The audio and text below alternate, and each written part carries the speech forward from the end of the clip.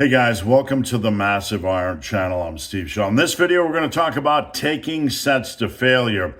If you don't take every set to failure, is it a wasted set?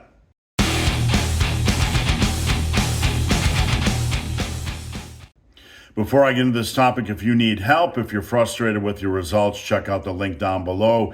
Coaching is what I do for a living. I also offer a custom workout service for only $39. Check it out. All right, so over on Team Massive this morning, it's on my Discord server. You can message me on Instagram at Ben the Barman if you would like to join.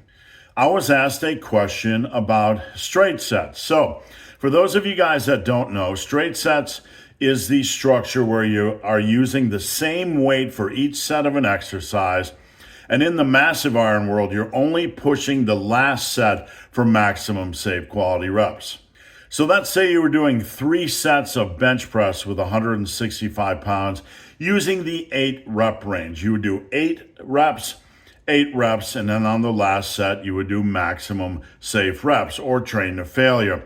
In my world, when you get onto that last set and you push it hard and you go 2 or more over your target, in this case 8, so if you would hit 10 or more, that would be the progression trigger to add 5 pounds to the bar the next time.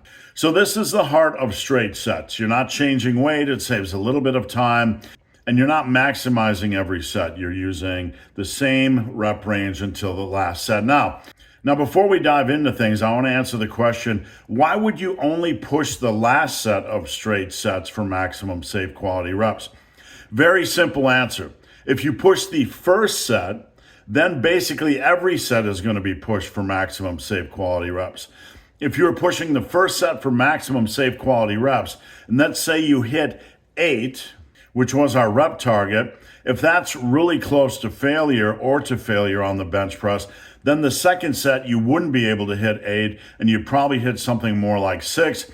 And the third set, you wouldn't be able to hit 6. You'd probably hit something more like 3, 4, or 5. So if you don't push the last set to failure or close to failure, basically you'd be pushing every set to failure. That's a perfectly fine way to train. It's something I talk about in my original book, Massive Iron. You can do it any way you want. There's no magic.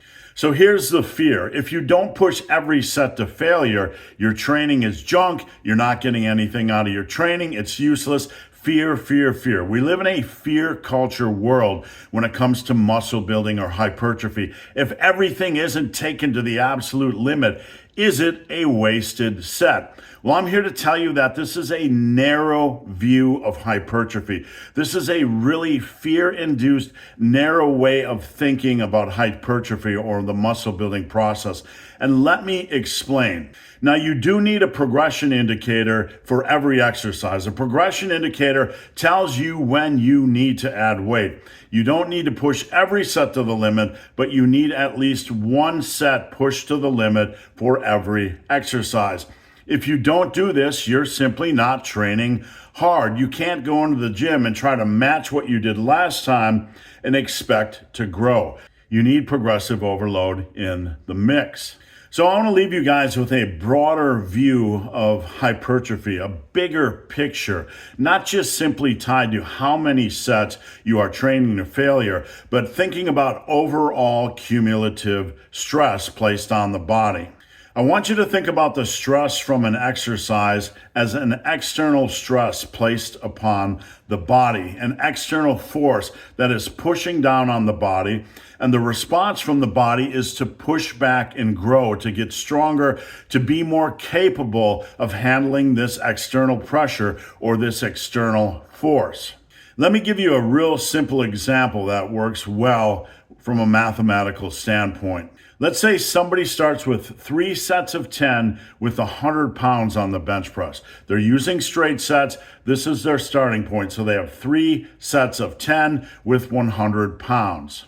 3 by 10 by 100 is 3,000 pounds of pressure. So basically, you have 3,000 pounds of pressure during those 3 sets pushing on the body, and the body has to respond, get more capable Adapt to this pressure by what? By growing. This is the hypertrophy process.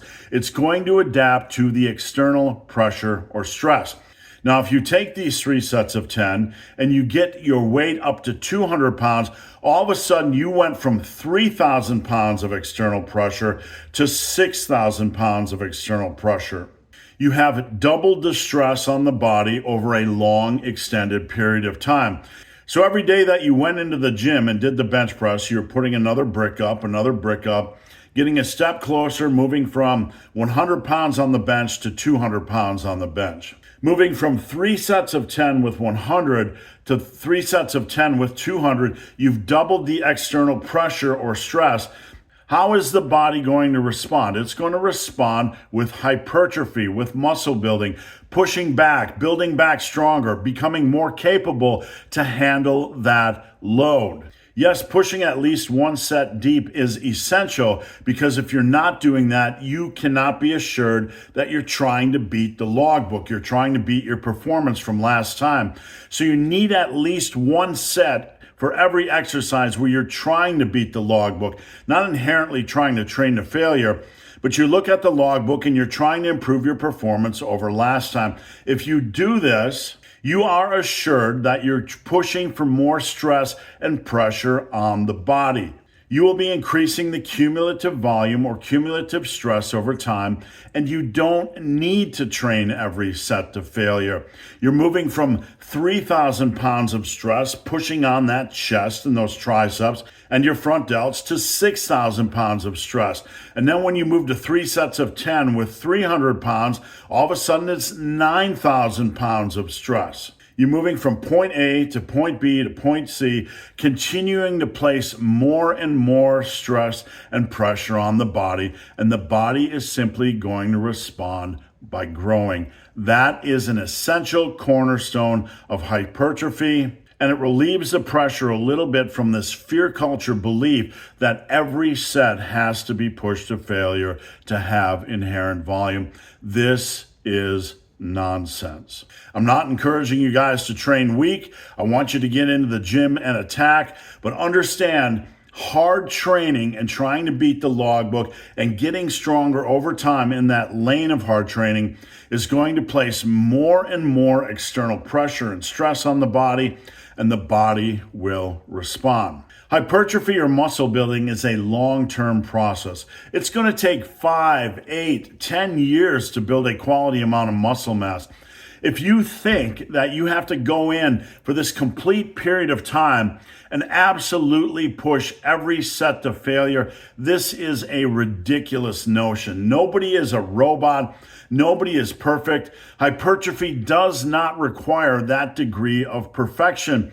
It requires consistency. It requires progressive overload. It requires looking at the logbook and beating it safely when you can. There are going to be a lot of ups and downs during these 10 years, and that's just a normal part of lifting. So don't panic, relax, focus on the big pillars of success. Trust the process. Get in the gym and try to make every set count. Get the most you can out of every set. Just because it's not the failure doesn't mean you can't get a lot of volume out of that set. And in the meantime, as we are trying to beat the logbook, we are placing more and more external pressure and stress on the body, and the body will respond. Let me know if you guys have any questions. Drop a comment down below. Thank you guys for watching. Have a great day.